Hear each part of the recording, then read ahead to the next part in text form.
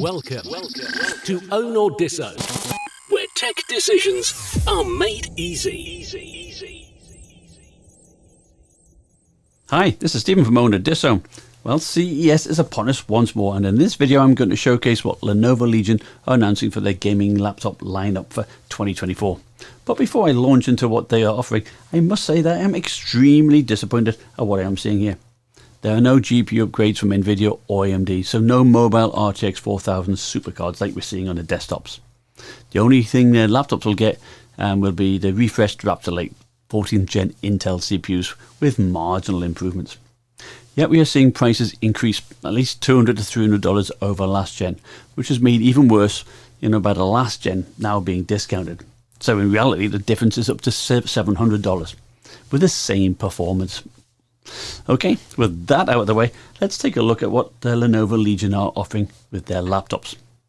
First up is the Legion 9i Gen 9, which offers the maximum gaming performance with up to the newest Intel i9 14900HX CPU, which is a Raptor Lake refresh. It has 24 cores and 32 threads, just like the 13900HX before it. The performance should be up to about 10% faster than the 13900HX, so similar to the 13980HX. Now, like the Gen 8 model, it can be paired with up to a mobile RTX 4090. The panel appears to be the same. It has a 16-inch 3200 2000 mini LED, 165Hz, 3 millisecond response time with 1200 nits of peak brightness and 100% of Adobe RGB coverage. The RAM is up to 64GB of DDR5 5600, so again like the 8th gen, and you can configure it up to 2TB of SSD storage. And it uses the same 99.9 watt-hour battery. So what is different and makes it worthwhile getting over, say, last year's Gen 8, which of course will drop in price? Well, last year they did announce the inclusion of an AI chip to increase the frame rates using an AI algorithm. And indeed, Tom's Hardware showed that the Legion 9i was faster than the equally spec'd Asus ROG Strix Scar 18 and MSI GT77 Titan. So the main difference for the Gen 9 is that this AI chip has been upgraded to the LA3-P AI chip and uses scenario detection to dynamically adjust the power between the CPU and the GPU. The chip also tracks the FPS and runs it through an algorithm to increase the power to the GPU or CPU when needed to maximize the frame rate. And the chip also synchronizes the RGB lighting to reflect what is going on at the screen. Now, all of this can be configured using their Vantage software. And as for the chassis, well, it looks to be the same, using carbon fiber with good cooling and per key RGB keyboard with the same 1.5mm of key travel. The 9i will be available this month, starting at a whopping $4,399. That's right, it's the same price as 10 65-inch TVs.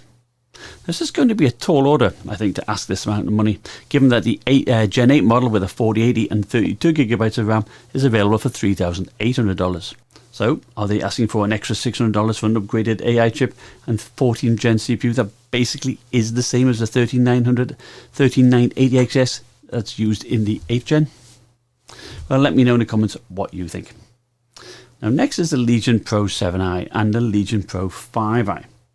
Again, they will be similar to last year's 8th gen, with the 5i Pro no doubt starting with the RTX 4050 model at $1,499. And that's available in January, and going up to the 140 watt RTX 4070. I suspect that'll be about the $2,100 mark. Now, the Pro 7i will be available in March, and that will start with the RTX 4070 at $2,699 and will go up to the RTX 4090, probably just north of $3,600. They will both have the same 16-inch 2560 by 1600 500 nit 100% sRG panel and a memory up to 32GB of DDR5 5600. The only difference is again the use of the 14th gen Intel 14900HX compared to the 13900HX on the Pro 7i 8th gen. This should give you up to about 10% boost in CPU work, but not a whole lot extra, gaming at this native resolution.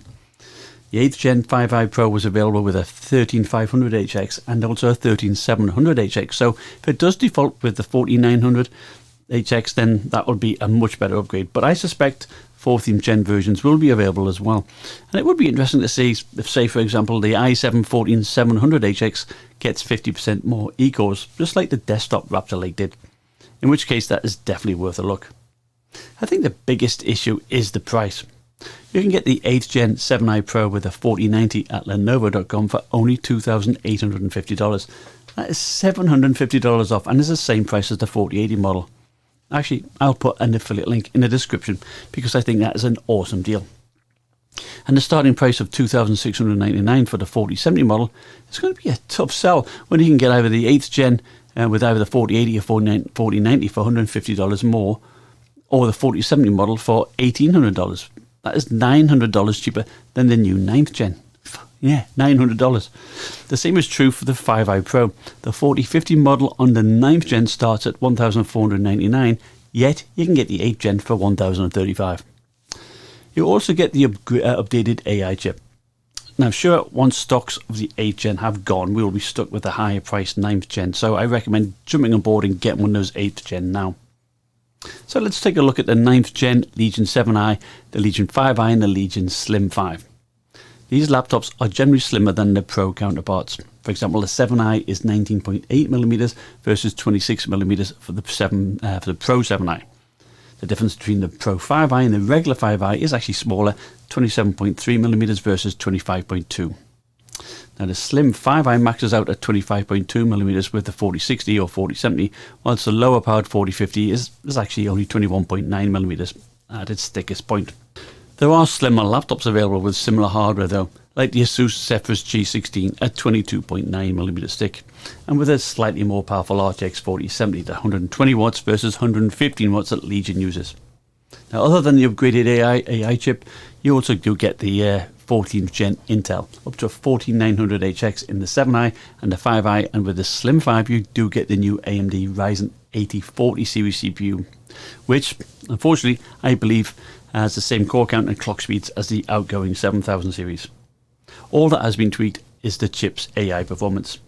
Now, this is all quite underwhelming, to be honest, and I know it's not the fault of the laptop manufacturers, as they can only include what AMD and Intel make, but if we are going to see RTX Super desktop cards, why aren't we seeing them in laptops? So again, laptops get the short end of the stick. Why don't they just increase the power of the current GPU lineup? We all know that the GTX 1080 and the 2080 could handle 200 watts, so let's have that in the 4080 and the 4090. And to be honest, this does make me quite angry. The economy, certainly here in the United States, does suck right now, and the inflation we have seen after COVID is making things more difficult for most people. Well, what I say, people got to vote with their pocket, and I, for one, won't be buying a 9th Gen laptop. Now, let me know your thoughts in the comments below. I'd like to, sorry for my little rant here, but I'd like to thank you very much for watching. All the best. Bye.